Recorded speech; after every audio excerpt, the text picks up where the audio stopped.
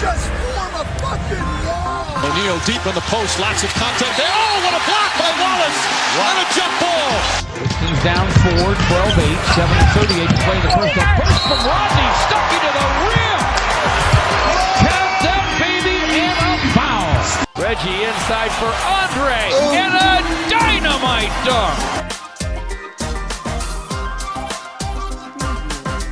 Pistons fans, hello and welcome to another edition of the Palace of Pistons Podcast. Brendan Johnson, Aaron Johnson, and Ryan Paye all here with you again this week.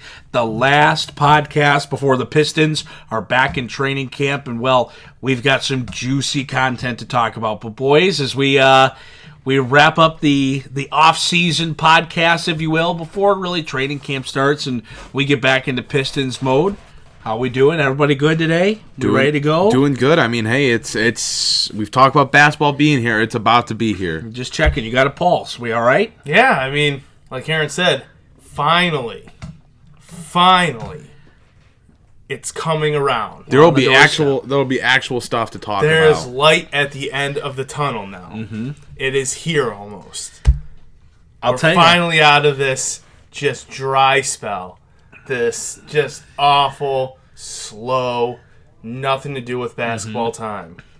How about all these listeners, though, that still tune in every week? They're checking out the pod. They want to hear about Pistons basketball. I'm not going to lie. That's pretty exciting stuff, given that, you know, we're maybe the only one or one of the few that talks solely Pistons, not solely Pistons, but primarily Pistons all off-season long. And you know what? It shows there's some people out there that are ready for this season to come around, and there's some excitement building in the city of Detroit. No, there's definitely hunger for Pistons basketball. For some reason, this city and the fans of this team, we get a bad rap for not really caring. But no, there's some real diehards, a lot of real diehards, and they care. Mm-hmm. And they'll go all off season just talking basketball because it's what they care about. You know what these diehards are talking about right now? The Pistons are giving Jordan Crawford a workout. You know, going into training camp, another guy that they may look at as an option on the wing. And, you know, Aaron, I know you posted about this earlier, and, you know, you see Jordan Crawford getting a workout with Detroit, but is there any legitimacy here? Is this just a training camp courtesy, a preparation for maybe if an injury comes along and you have another option?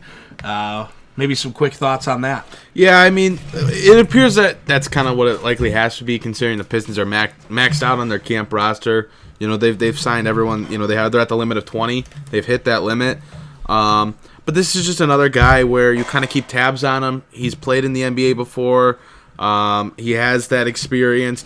I actually like Jordan Crawford. He played with the Grand Rapids Drive probably 2, maybe 3 seasons ago now, and he was really good down there. You know, of course, it's a G League, so you know you have to take it with a relative outlook. But when he goes overseas, you know, he's an absolute killer. Scores the ball at an extremely high level, 25 points per game last year. I believe he was in China. But you know, he's a guy that I don't see why he couldn't be on an NBA roster. Last played with the New Orleans Pelicans a few seasons ago.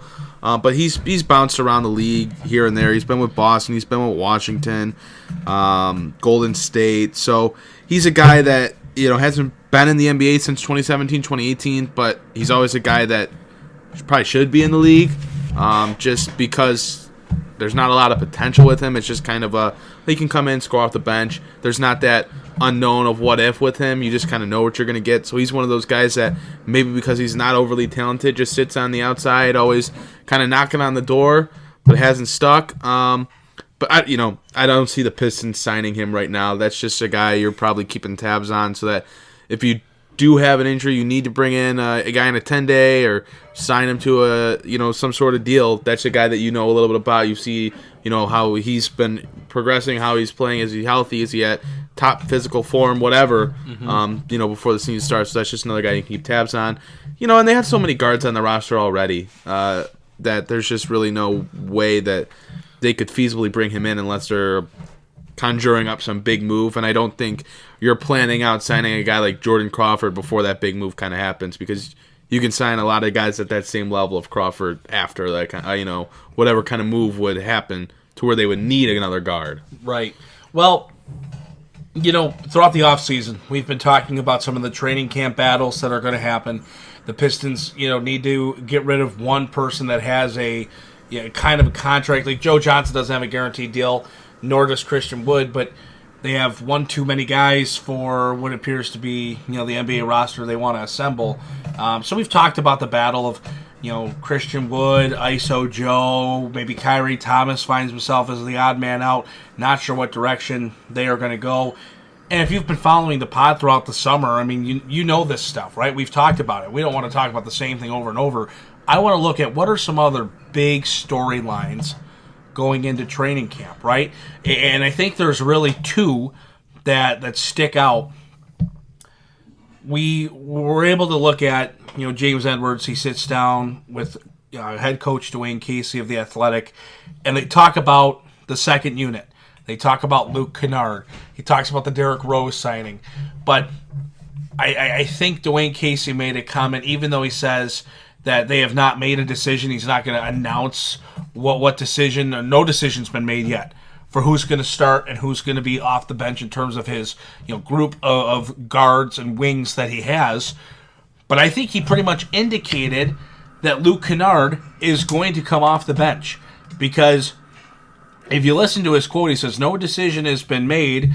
I'm not going to put anything on concrete. I like him with the second unit. We utilize his skill set more with the second unit. So Luke Kennard, even though nothing has been formally announced that he will be part of the second unit, not in the starting lineup, I would say before training camp, looks like Luke is going to be playing alongside Rose, and kind of an open spot for who plays the other wing in the second unit, Markieff and Thon Maker in the second group.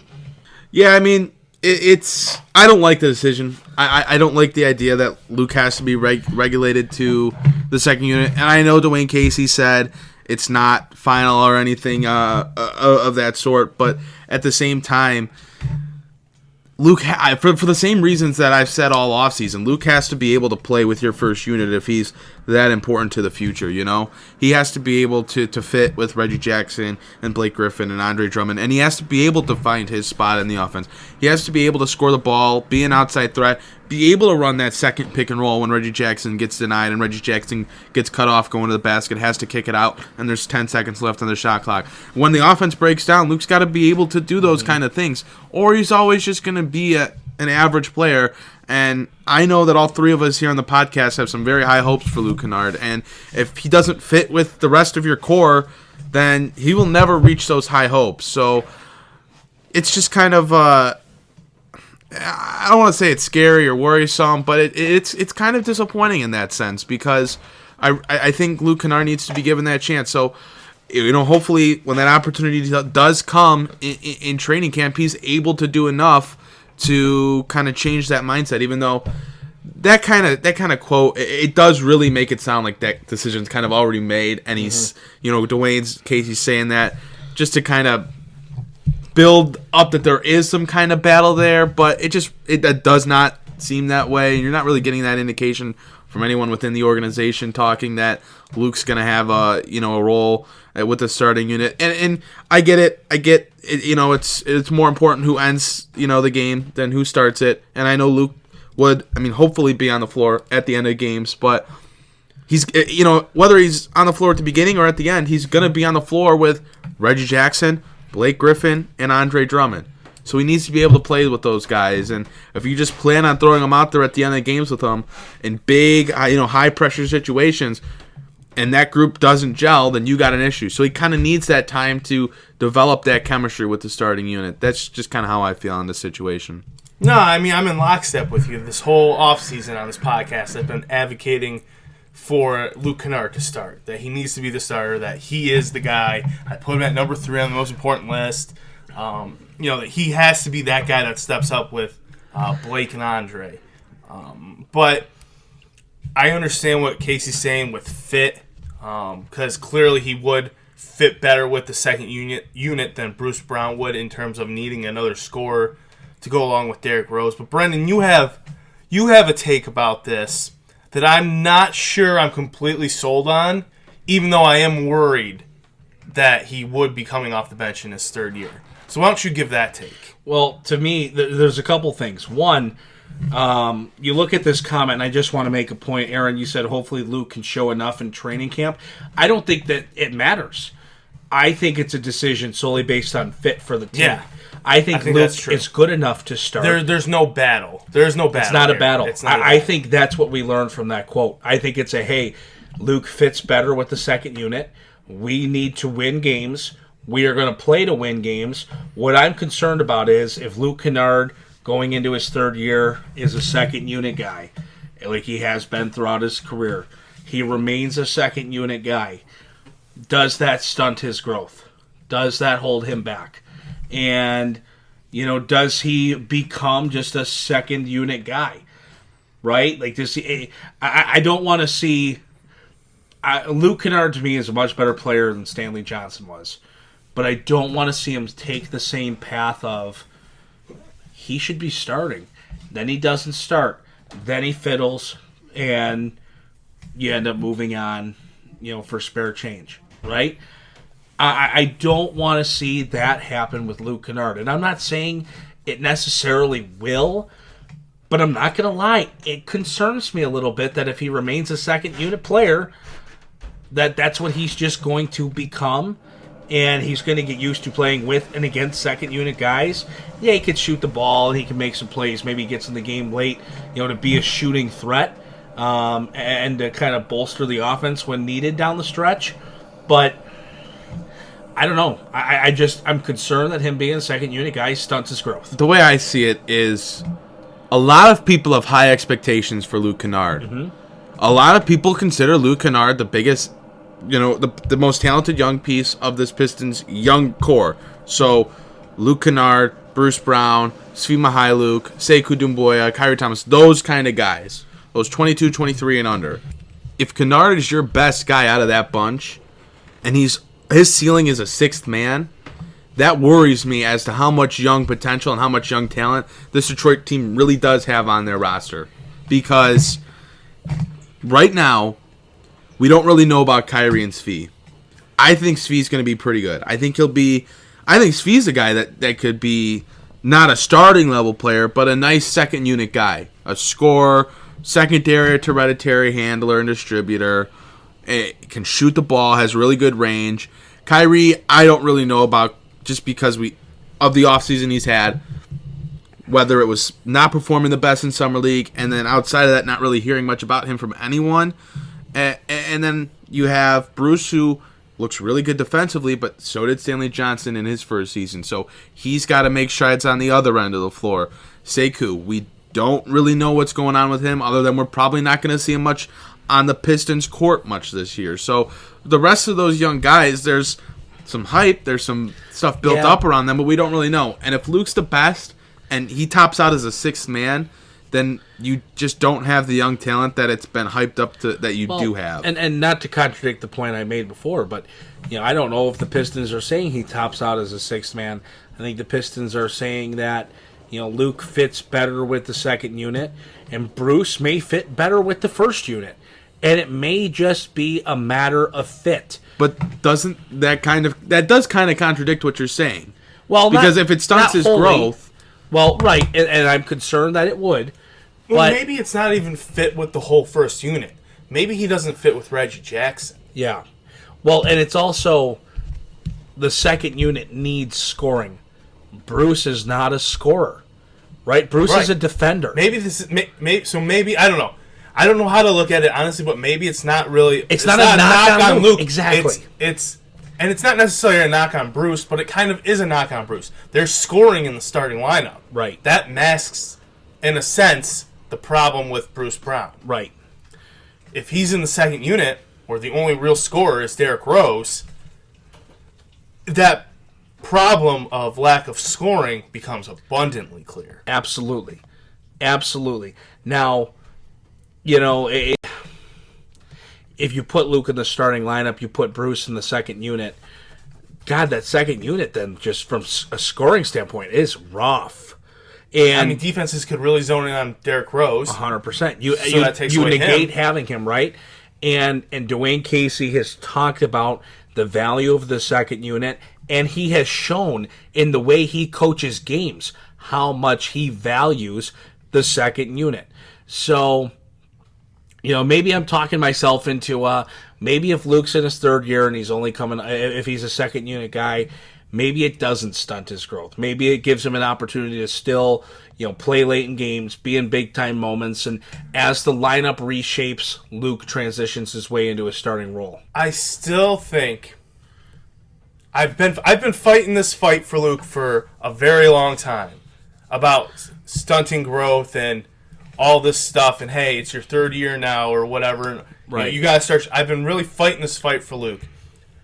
And I think, even though, like I said, I'm on board for him being a starter, this being in the second unit allows him to be the lead dog of the second unit, in a sense. Like, develop that alpha mentality, right? Yes. I get Derrick Rose is there, and he has that mentality too. I get that. But this allows him to build on that aspect of his game, which he's going to need when he eventually does slide into the starting line. Because if it was there now, Blake, Reggie, Andre, right, they have that alpha dog attitude. And what becomes interesting too is, Detroit, they're either going to have to add scoring at other positions, or what's the timeline for Bruce Brown in Detroit? Because eventually you're going to have to make a decision of Luke or Bruce, and if the second unit needs scoring, Bruce Brown may have to go, and you may have to get another scoring guard for the second unit. You know what I mean? Like, now, maybe things change over time. Some guys develop. Thon can maybe score a little bit in the post.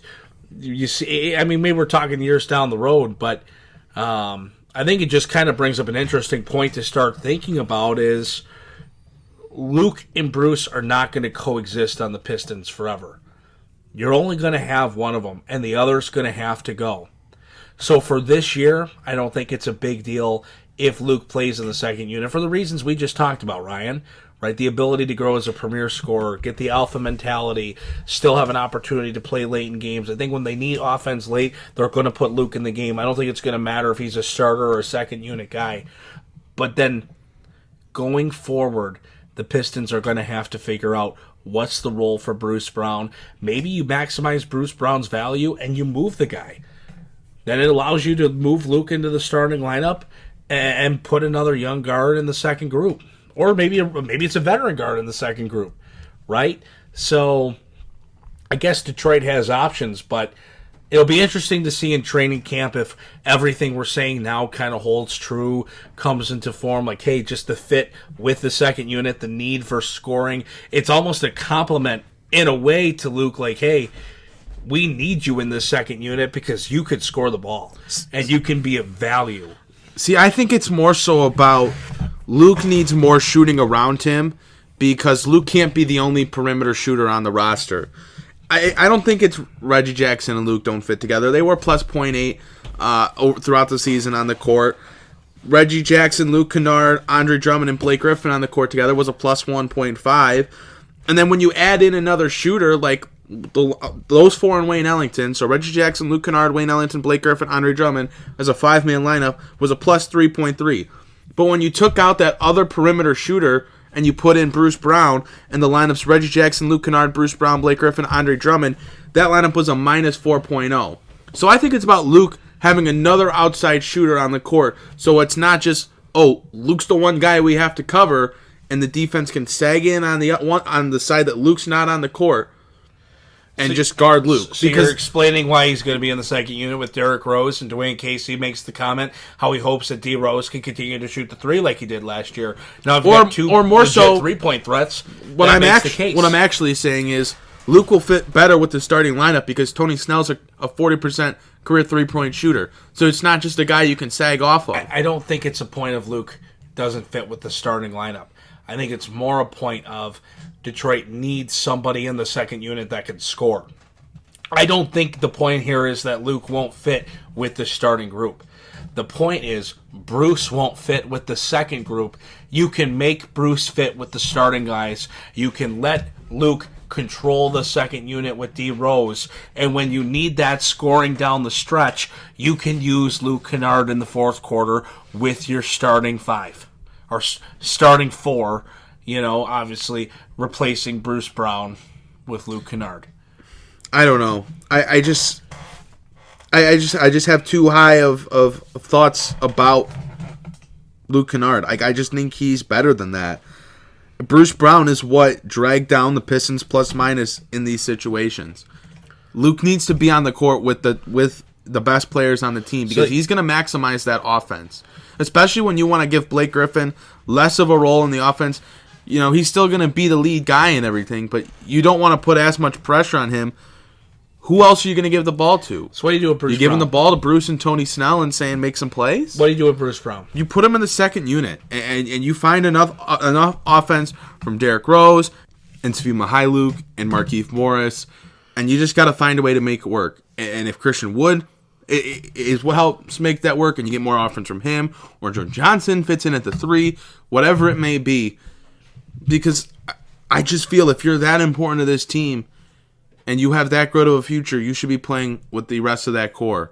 I don't know. That's just how I feel. If I'm on the wrong side, if I'm standing on the wrong hill, so be it. But I just feel so strongly about that, and I'm taking that same belief that I've had all offseason into training camp.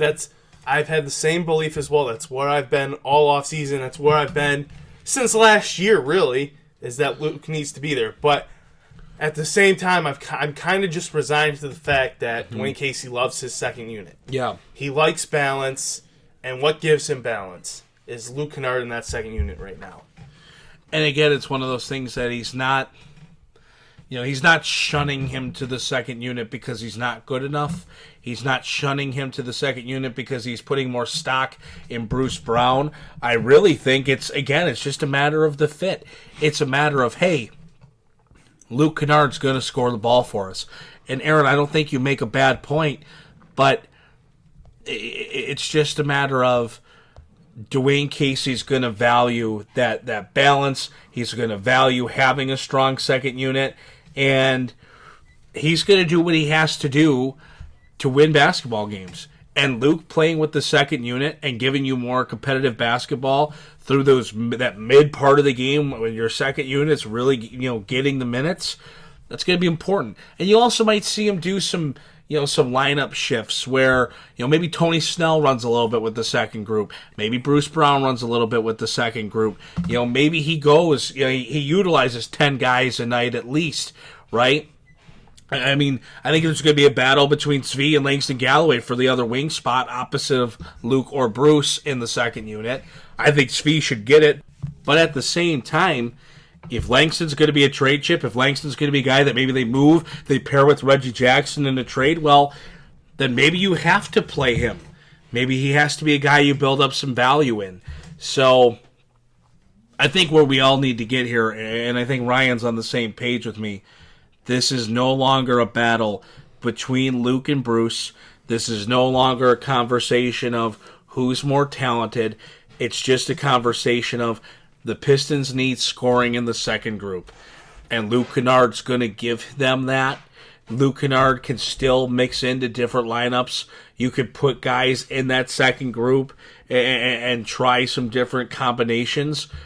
But off the start, I think you're going to see Luke Kennard in the starting lineup, in the second unit with Bruce Brown in the starting lineup, just for the sake of Dwayne Casey's going to run 2 units. He's going to utilize 10 guys. He likes his balance. He needs some scoring, complimenting Derrick Rose, and I think we all have to mentally prepare for that because that's the direction we're headed. And that's fine. I'm never going to say that I know more than an NBA coach. I'm never going to say that they don't know what they're talking about, and I know more than them. That's not the case. If that's the way Dwayne Casey wants to run his team, then fine. But I'm saying in this case, I would do it in a different fashion. But if it works out, and Tony Snell is enough of an offensive threat, and Reggie and Andre are on throughout the full season, and Bruce has made any sort of stride offensively, and that's able to take a little bit of the burden off Blake Griffin, and then that second unit is one of the best second units in the league, because it sure better be if you have Derrick Rose and Luke Kennard in that second unit, then fine. Balance is balance, and if it's working, it's working, and I'll be fine with being wrong. Right. But just for the reasons I've stated, I think Luke should be playing with the starters. Well, here's something I want to kind of change gears. And Ryan, we were talking before the podcast a little bit, and Derrick Rose, Coach Casey talked about the value of the second unit, the value of adding Derrick Rose, what that means for the team. And I don't know, maybe it's just me, but I think we're on the same page here. I think Dwayne Casey's indicating that Derrick Rose can play just as many minutes, and some nights maybe more minutes, than Reggie Jackson, despite Rose being the second unit point guard. Oh, I'm in complete agreement. You saw it last year with Ish Smith. You saw Reggie Jackson and Ish Smith almost splitting minutes. Or if Ish was having a better night, Ish was getting the minutes, Ish was in late. It's just what it was. Dwayne Casey doesn't seem full-on committed to Reggie Jackson, you know what I mean? Mm-hmm. He seems like he's going to go with whatever's best for the team in the moment at point guard. And now they've upgraded the backup point guard from Ish Smith to Derrick Rose, someone who can push Reggie Jackson even more for minutes. I don't think there's going to be Derrick Rose plays 18, 19 minutes a game and Reggie's playing 30, 31 minutes. Right. I just don't. There was a reason. There was a reason he wanted to upgrade. Absolutely. There's a reason they wanted Derrick Rose. They wanted to upgrade because it indicates one of two things. They're going to keep Reggie for the year. They're going to split time and figure it out going forward. Or maybe it's the sign that Reggie Jackson's on his way out. I certainly agree that Rose is going to be used prominently on this team, and I think it's to the point where they are going to split minutes. I think it's to the point where Reggie Jackson will certainly start. Reggie Jackson will be the starting point guard. Yeah, 100%. No doubt. And Dwayne Casey has said that. But if Jackson isn't playing well and Rose is playing well, from the way that they've talked, I could certainly see them making a change. Dwayne Casey is not, been, as Ryan mentioned, Dwayne Casey's not been in Reggie Jackson's corner since the beginning. He's not holding anything against him or anything, but that's not his guy. There's no real loyalty there. It's not like that's Kyle Lowry. That's not something he's helped build up. That's just another point guard that he's working with. And Derrick Rose is a guy that Dwayne Casey has a genuine excitement about. Just like he really liked Ish Smith. In the pace that Ish Smith played with, Derrick Rose is going to get that chance. Derrick Rose is going to play 25 minutes a night. He's going to get a lot of his minutes at the 1. He probably will get some minutes at the 2 because Dwayne Casey loves running 3-guard lineups. And with all the guards that Detroit has on their roster, you're definitely going to see Reggie Jackson, Derrick Rose, and Luke Kennard on the court all at once. You're going to see Reggie Jackson, Derrick Rose, and Bruce Brown. You're going to see those 3-guard lineups, and Derrick Rose is going to get some minutes at the 2, even with Detroit having so many other shooting guards, because Dwayne Casey likes playing with 2 point guards, likes playing with 2 point guards and a shooting guard, those 3-guard lineups, and he really likes Derrick Rose. You're going to see a lot of him, and he's going to be given all the opportunity in the world to shine. He's going to get a lot of usage. He's going to get a lot of touches. They're going to run sets for him. They have high hopes for Derrick Rose. I don't have as high of hopes for Derrick Rose considering his age and injury history. Hater. But we'll go from there. And I think Rose is going to be a good player. Like I just talked about. Didn't you rank him the highest on level of importance last week, too, out of the 3 of us? I did. Yeah, he definitely did. I know he did. I did. I ranked him. That was rhetorical, that question. I ranked him above Luke Kennard because of all the talk. All the talk has been Derrick Rose means this much. Well, now we got to see it. And that means Derrick Rose has to stay healthy. He's got to shoot the 3 ball at a high clip like people are saying he's going to be able to do, even though he's never been a good 3-point shooter. I think there's the hope that he could do it because he proved last year he could. I mean, you saw it. He proved last year he could over the first 40 games or so. Then he got injured, and he shot abysmal from the 3-point line the rest of the season. So we'll see. A 40-game stretch, and this was my same feeling about T.J. Warren when people were talking about how the Pistons needed to go after T.J. Warren. T.J. Warren was never a good 3-point shooter. Last season he played 40-something games, knocked down threes at a good level. Does 4 or 5 seasons of shooting horribly from the 3-point line just go away after shooting well for 40 games? That's really just having a really hot stretch for a period of time. Now, if he had done that for a full season, 60, 70, 80 games, maybe 90 games, 100 games between a season and the beginning of another, that's a completely different story. But a 40-game stretch just does not mean you're going to be this elite three-point shooter. So I'll reserve my thoughts on that as well. But nonetheless, Derrick Rose is still going to have an integral part in this team. He's going to be running the offense. He's going to play a big role, and the Pistons are really excited that they have him. I'm excited they have. I'm not gonna lie. I'm really excited to see Derrick Rose and what he can do with both, the second unit, and then maybe playing alongside Reggie, playing along some of the first unit guys and some of the mixture lineups. Because Aaron, you make a good point. The creativity from Dwayne Casey is going to be there because he likes to mix together those lineups, put different guys out there. You're going to see a variety of looks. And I think that's one of the things that's going to make this Pistons team this year a little more exciting. No, I mean, the excitement's definitely palpable, especially with Dwayne Casey, like Aaron's been saying. It does seem to kind of light him up, light a fire under him, talking about Derrick Rose. He's excited. He wanted... No, he was desperate for an upgrade at that backup position. Not that he didn't like Ish. It's nothing against Ish. But I think it's more of a thing on Reggie Jackson. Ish was the first one off the books, so he's the one who's getting upgraded over. You know what I mean? Yeah. Go for it. Go ahead. No, go ahead. I wanted to point out one thing before. I don't know how soon we were going to switch topics, but I wanted to point out one other thing, and I wanted to give credit to Ryan for talking about how important Tim Frazier was last week, because Dwayne Casey already told, in this piece of James Edwards, in this interview with him, he already told him that they are going to manage, his name, Derrick Rose. They're going to manage Derrick Rose. And he's going to be on minutes restrictions. He's going to rest. Tim Frazier's going to play some basketball this year.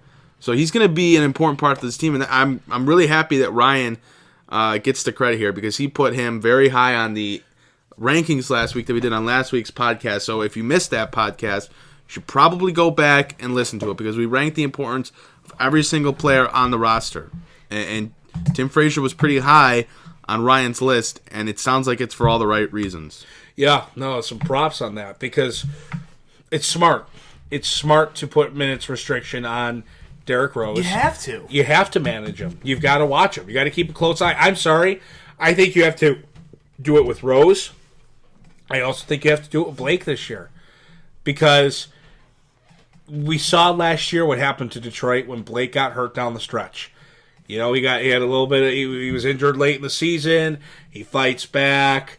And then he gets hurt again. Then he misses the first couple games of the playoffs. And, you could see where the Pistons are with and without him. And I won't lie. I really thought that the Pistons did a poor job of managing Blake last year. I'll never forget the game in Oklahoma City where it was just like, why in the hell is Blake Griffin playing in this game? And he went out and he had an incredible night.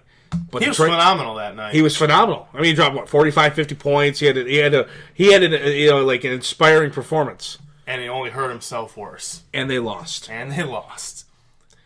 That's definitely something we're going to be looking for from Dwayne Casey and his staff this year because their management of Blake Griffin last year was horrendous. It was horrible. It was horrendous. I like to give some credit to the Pistons and their staff and their front office because they've done some pretty good things, and I want to be positive with them because they're trying to take positive steps and they're doing some good things. But that is the one the true negative from last year to looking at the staff is whoever was making those decisions, whether it was Dwayne Casey, whether it was the medical staff, whoever, and it doesn't matter. They were bad. They managed him poorly, and that has to change. Sometimes you just have to sacrifice. Last year there were so many times we just can't sit them. Yeah. We have to play them because we have to keep going. There just comes a time when you have to sacrifice a game. You have to look at some back-to-backs. You have to figure it out. And you've got to make a decision of, all right, our chances to win this game are greater. We're going all out for this game. We'll take a chance to sit back on this one. You have to figure it out. You've got to take care of the guy, and it can't start in February. You can't be like, post All-Star break, we're going to manage Blake. You've already lost it. You're done. You need to manage him. It's a full season. Exactly. Maybe he plays through November before you start managing him, but you got to start putting management as soon as December. It's a full season action plan. It's not, all right, we're going to get this going here, like you said, after the All-Star break. No. It's, to me, you should have already sat down and pretty much planned this out. Uh-huh. There should already be a plan in place. There should be a tentative schedule of the games you want to rest him. Absolutely. Yeah. And this is what kind of worries me going into training camp is with the way the Pistons have talked about not expecting anything from Sekou, they don't have enough depth at the power forward spot. Markieff Morris spent a lot of the season injured last year, and when he played, he was not very good. He was not efficient. So outside of Markieff and Sekou, what are your backup 4 options? Well, this is why Christian Wood is going to make the roster. You have to have him on the roster. But Christian Wood's not really a 4. Doesn't matter. You can move Thon to the 4 and let Wood play the 5. Yeah, that's true. Don is a 4, and Don's playing out of position at the 5. So, one way or another, Christian Wood's going to make the roster. I still think Kyrie's the odd man out. Maybe Langston is able to get moved in training camp. Could Svi be a guy? Hey, plug the video one more time. Plug the Langston Galloway trade video. Palace of Pistons YouTube. Check it out. Come on. There you go. We got to plug that. That's on you. You're the host. Let's go. Look alive. We're recording a podcast right now. I listen. Do your job. I thought we were going to go a week without this. I know. But here we are. I didn't instigate that, folks. That was purely Aaron just being insert your own adjective. But anyways, moving on. Check out the video, Palace of Pistons on YouTube. Everybody knows the deal, right? We know this. This is our core group listening right now. We know this. But if you are new and you don't know the YouTube channel, of course, check it out. There's a lot of great content and a great majority of that being produced by our very own Tim Forkins. So be sure to check that out. But back to my point that Aaron now completely interrupted, and I have to try to regather my train of thought. Christian Wood has to make the roster, and you can move Thon to the 4 and let Wood play the 5, but you have to manage Blake. Bottom line, I'm sorry. And it's just like you're going to have to manage Derrick Rose. And maybe it needs to kind of be on a judging of, all right, hey, Reggie's playing well tonight. Reggie's playing well, you know what? Tim Frazier. You're going to be it might even just have to be some in-game decision. And you know what? I think Derrick Rose is going to be okay with that. And you're just going to have to sit him down and be like, hey, if there's a night where Reggie's hot, it's going to be Reggie and Tim Frazier. And we're rolling with it. So, if there's a night Reggie's struggling, then your minutes may go up, right? Everything's a game-by-game thing. So I'm sure there will be days that Derrick Rose is designated rest. Makes sense. But it's a lot easier for the Derrick Rose management to also include some in-game decision-making of just, Reggie's hot, we're going to give you a rest night. The whole team started flat, and we're getting run out of the gym. Yeah. We don't need... Yeah. Don't even play. If Tim Frazier and that group can get us back into it, so be it. Right. Things like that. Agreed. I'm not opposed to that. I think that's how you kind of have to do it. I mean, Aaron, your thoughts on that? No, I'm in agreement. Ideally, your rest is predetermined, but with a team like Detroit... Rose is an interesting case where I don't think it always has to be. I agree to a degree, but once you go through that process of warming up and you get mentally and physically prepared for a game, it's almost kind of like, I did all the work, I might as well go out and finish. And you're not wrong. No, I think Aaron's not wrong either. I think that's what I said about Blake last year too. So that's not just me saying it about Rose because I'm a Rose hater. No.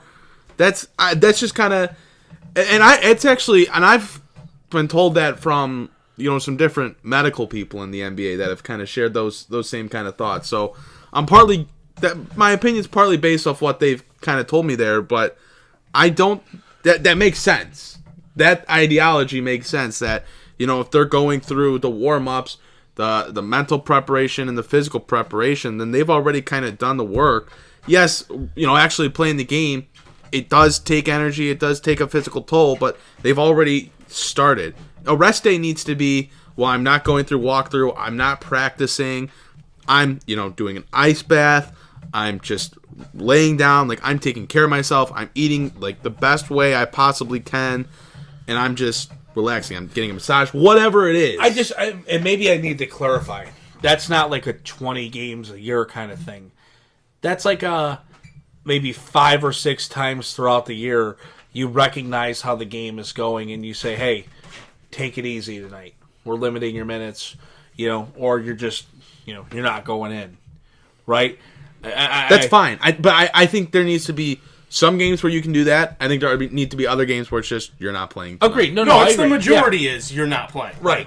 Take your full day. I think, like, with Blake, you could never do that. Like, I don't think you could start Blake and it's like, hey, we're down 20 at half, 25 at half. You're done. Like, you don't do that, right? No.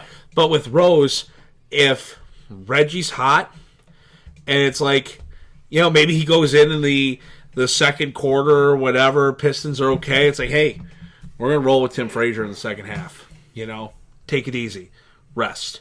Like, you're done. You want to get some ice, you want to do whatever here, take care of yourself. We're rolling with Tim for the second half. That, I think, is some things you can do. Fair enough. Because you make a good point, right? I think the bigger thing there is the mental preparation. Because, you don't want to go on a night-by-night basis, go through the warm-ups, get yourself ready to play, and then all of a sudden, have the rug pulled from underneath you. Oh, no, you're not playing. So I think you make a good point there. And to just clarify that, yeah, that's a few times a year kind of thing. Fair enough. That's not 20 times a year. That's a few times a year. But you know what? It's going to be exciting as we move into training camp next week. We're going to get to finally see what's going on. Maybe some mindset of Dwayne Casey. What player battles are looking like. Maybe we learn more about ISO Joe, Christian Wood, what direction the Pistons are going to go. We're approaching an exciting time, boys. I'm kind of looking forward to it. It's just getting here. It's the culmination of the offseason. A lot's going to be said. A lot's going to happen. It's going to be fun. It's going to produce content.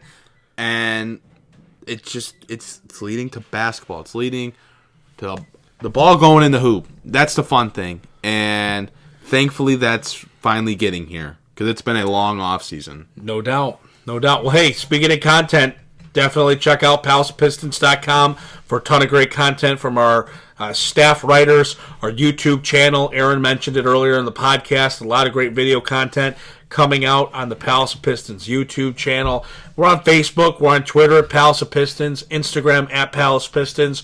You can follow Aaron on Twitter at AJohnsonNBA. Ryan at Ryan Paye. Myself at Media Brendan. Of course, like, rate, review, subscribe to the podcast, the whole bit, and keep on supporting, because training camp's here. Pistons basketball's on the doorstep, and we look forward to breaking down the first week of training camp next week on the Palace of Pistons Podcast.